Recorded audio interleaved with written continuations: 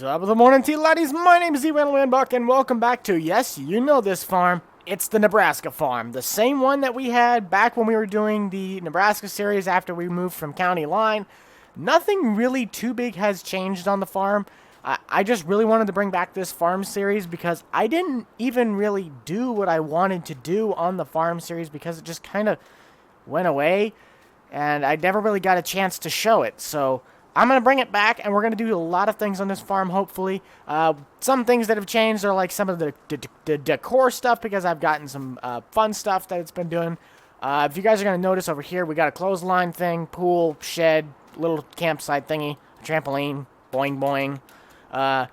We got ourselves our slide still. I'm still surprised Grant didn't break that. And we did remove the giant red shed. As you guys are going to see, also I do have some frame issues because of the fact that I kind of brought in a couple more pieces of equipment. But when it comes to actual vehicles and stuff, there are a few different changes. So we do have our 96 or 94 F350. This is going to be, as you guys saw there's the gooseneck in the back. We do have a gooseneck trailer. It's at my neighbor's right now. We're going to go pick that up sometime. But that's going to be our gooseneck pulling trailer, gooseneck pulling truck, because of the fact I needed something to pull that. We do keep our 2020. A lot of the equipment is still the same on this farm, but we'll just kind of keep going with it. John Deere 332. This is going to be a garden tractor. The area where the shed was on the other series, I'm going to tear that up and probably make it a garden. We also have a snowblower attachment and the rototiller. This is not going to be our main yard mower because that's going to be like the lawn mower for just the actual yard, since I got that mower done now. The regular mower, though, is going to be over here, which is going to be in our utility shed, which is the John Deere Zero Turn. Now, I did figure out the issue behind the whole mower, like, popping out of the ground on certain maps. It was the deck wheels. I just removed that, so I'll look into just fixing this thing up a little bit and then putting out a new version, probably. I don't know. I'm actually able to go back to my real job now because they called me back saying that I could finally come back in since they're kind of toning down. So content might be a little bit slower, but we still do have our Matco toolbox from the original stuff. I love that thing. If we go into our main shed here, as you guys are going to see in the thumbnail, there's a little, I'm probably not going to use this Thunder Creek very much, but I will be using it a couple times. We got the 9410R here. This will be a main field ripper and all that stuff with all of our stuff that's on the other side and the side of the shed.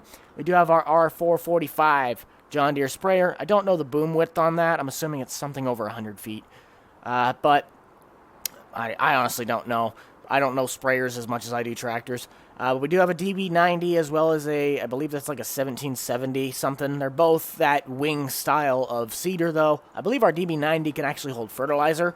We do have a car lift that actually does, like, work. So it's kind of nice that I can just do some, like, oil change stuff. It's kind of fun. This is a configuration that technically is real, but it's not exact by any means. This should be just an 8400 because it has that same style of hooding with that, with just the circle lights. It was before they got all that stuff. So this is an older tractor. I remember riding in it once. My uncle has like some weird blade on the back. It looks kind of like a Demco blade or something. I don't remember which brand it was, but this isn't like near close to the exact one. But I really like all the hydraulic lines on it. So this will be for when the open grain pit and everything else, when the pile's getting a little messy. In other words, from our auger setup, which is over there. This will be able to maneuver all that stuff around. We might use it to clear some snow. Just a all-around kind of multi-purpose tool. Back here we have a water tank as well as just a skid steer trailer, in other words, just for basic hauling and possibly getting seed. We do have I believe this is a 630 John Deere disc, followed by a 2410 John Deere 3 section. This will probably be pulled by the 8Rs. If we had a 5 section, I'd probably use the 9R. We do have a 2720, I believe, field ripper. This is going to be our main ripper, and then for like corners and all that stuff, we do have the John Deere 915 V plow. We do have a hog barn, and I hope I can do some hogs this time around because of the fact that I really just want to do that. So that's kind of just a nice little feature that I'm bringing back. Instead of it just kind of sitting there, I'm actually going to do that. Like I said, this is the area of the open grain pit. That'll mainly be used once we fill up this bin and all the 7 bins down at the bottom after a harvest. That's how my uncle would do it. Down we got the corridor. Let's actually grab this. Look at this. We did get to keep Petey from the original Nebraska series, as well as, I don't remember if I had this trailer or not, but we do have a expanding deck lowboy that's been out for a while. I don't know, But we do have the Farm King auger, which will be, this will mainly be for this bin setup because the other one already has an auger setup. As I said, I am doing hogs, so I wanted to wait to a very special episode to debut this thing. So this is going to be the hog hauler. It is a Wilson Silver Star. It's a triaxle configuration. I got the You Heard Him back off Yosemite Sam style with the name on the back. This is the same trailer that Jake's talking about that he wants to put on his trailer. It's actually based off of my dad's wooden trailer that he built, so I'll link that one up in the top right-hand corner if you want to go check that out. In this shed, we do have our auger for when we're emptying out those bins over there. We do have this Brant, I believe, and the drive-over deck, which is going to be all for pretty much that bin right there, but that'll be another multi-purpose tool. Close those doors. If we go up to this Quonset, we do have an irrigation system, which I don't know how much I'm going to get a use out of that, but I really wanted to try and use it because I've never actually gotten to use it, and it's kind of really cool. And we do have this John Deere 1990 CCS seed metering, whatever it is, it's a wing planter. I'll probably plant soybeans with this, and if I need to, I can configure it. I'll plant corn with it.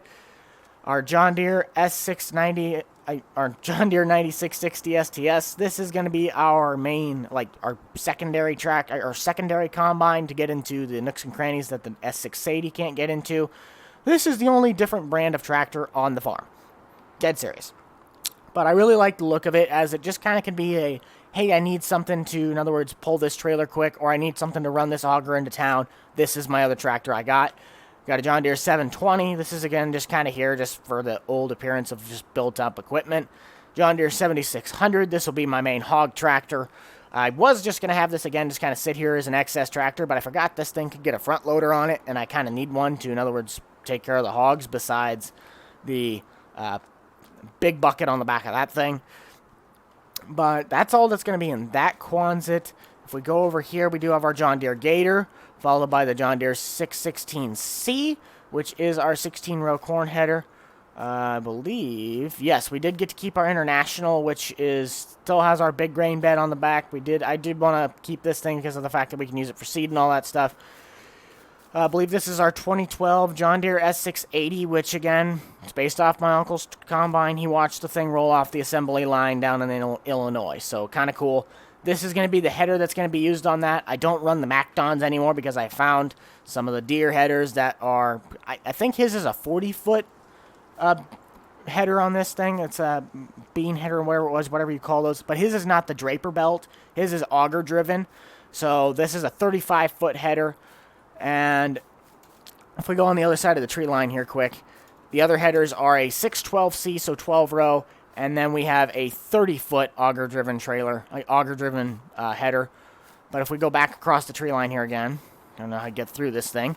We do have the one correct configuration of the 1326 grain storm, which you guys heard me make the joke of in Grant's video, which I can link that as well, of him reviewing the Millennial Farmers map, which is really cool. But this is the correct, this is actually a real configuration on my uncle's farm, John Deere 8345R. It has to be my favorite tractor because I've actually driven this exact configuration.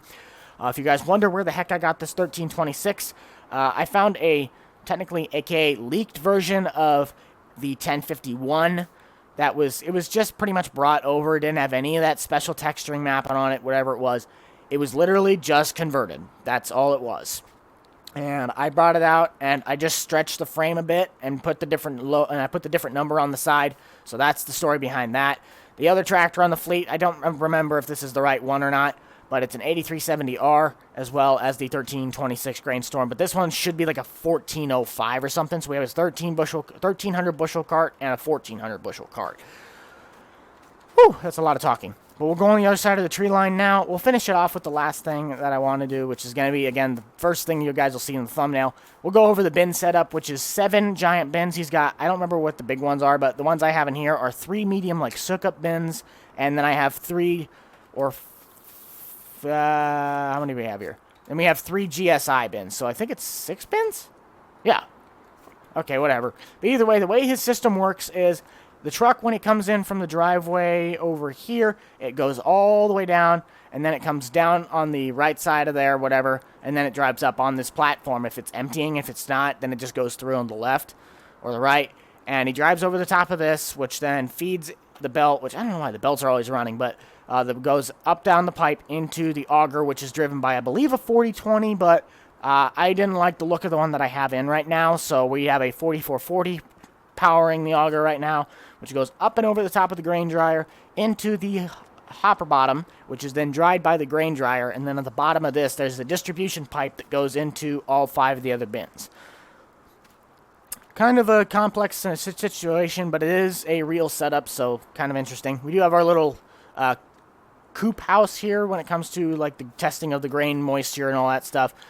But the last thing, well, besides the truck, is my grain transportation setup. We do have our 2016 Peterbilt, which is based on the Platte Valley truck. It's just black without the decals. I do plan to bring Platte Valley back as well, but because it's only me on this map anymore, because I had to delete all the farms when it came to all their stuff on there. I mean, there's like still grain bins that are up, but I have to rebuild like all the trees and everything that were on there, so might be a bit before I get Platte Valley going again. But this thing is attached to a Wilson pace setter, white body trailer. We do have a black pace setter as well, except this is a 50-footer and it's got the drop axle in the rear, so it's pretty much a tri-axle. We did keep the Ford 9000 from the County Line series again. We brought that back, but the Wilson that it hauled actually was traded off for a Mauer. That was a mod trade deal I did. That's not public trailer. It's just that's the trailer I'm going to be using for that, because I really like that old setup look of just kind of how that thing works. But last but not least is the 2008 F450 service rig. Now this is based exactly, the closest I can get it, off of my uncle's truck. I've had pretty much some buddies that are down at my uncle's farm. I haven't seen these guys in probably close to 8 years, but I had them take some pictures of this truck for me, and I was able to mash together a bunch of different parts and pretty much remake my uncle's exact farm nursing service rig, whatever the heck you want to call it. And it's got, I'm not even joking you, I put probably too much effort into this truck.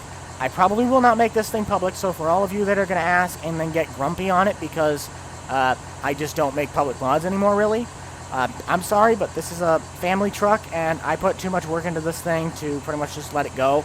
It means too much to me, so sorry about that, but I hope this can bring some extra content to the channel, as it's just something unique. You don't see these kinds of trucks very much in this game, and the fact that I can have it be an actual family vehicle makes it even better. I'll just kind of go over here so I can kind of show some of the features that it'll bring into the series for roleplay stuff. It does have I did find the correct grill guard for this thing, as again, it's not perfect, but it's the exact same bar layout, where it's got the bar that goes over the top of the logo. The front bar itself is actually from the F series, the 2020, just the top of it's chopped off. We do have the 450 badging, which hooked up by Mclain Modding. Go check him out on Facebook. Link is down in the description. And we do have a working fuel system that we have to turn on the little fuel rig in the back to get the fuel to come out. Really fun there. And on the other side, we have a service animation that the door opens to, in other words, expose, again, the actual service part. So it is a working service rig. But when we get inside, it is the correct interior. It's not like pristine, but it's better than most that are out there, because again, I got hooked up with a lot of different parts from just salvaging and scavenging around finding things. So it is the correct interior, all the gauges work and blah. And one thing else is that I do have like the telescoping mirrors. They don't really bend in, but they do work. I do have the interactively like folding mirrors. All my windows go down, my wipers are icy, the hood opens up to reveal an engine bay, and then all the doors on the service bed open. And they actually do have some stuff in them, so that's really cool. And of course, I have to show that I did get the little back window to open, just for the fun of it. We do have our little CB up there along with the antenna. And the tailgate actually does work. I have to fix the collision on it, I forgot about it. But either way, it's a fully working service truck. It's got a full service bed. It even has straps in here, so if you wanted to tow something or put some stuff in the back, it's able to. Overall, it's just a... And then he's got the airlines going to the back brakes, I believe, into the hub. But this is pretty much it. I mean, that's all it really is to this farm. It really means a lot because of the fact that it's an actual family thing. So that's why I really, really want to put this map on the... we'll put this series on the map, because, again, It's technically based off of a family farm, even though I'm not getting real footage, which I actually am going down for harvest this season. So I will be doing all that stuff, possibly catching some video on that. But that's going to do it for this video, guys. Thank you all so much for checking this one out, as it's not an actual farming video. It's just kind of a setup tour slash just what's going on here. The truck does have a fully underneath suspension, as well as working like knuckles and steering bars. But be sure to check out the Boomstick Club for all the up-to-date content from me and the gang. You already know who is in it. And that's going to do it for this video, guys. I'll see you all in the next one. Hopefully it'll be another farm video, or it'll be World of Tanks. But I'll see you all next time. This is the Rental Man out. Peace.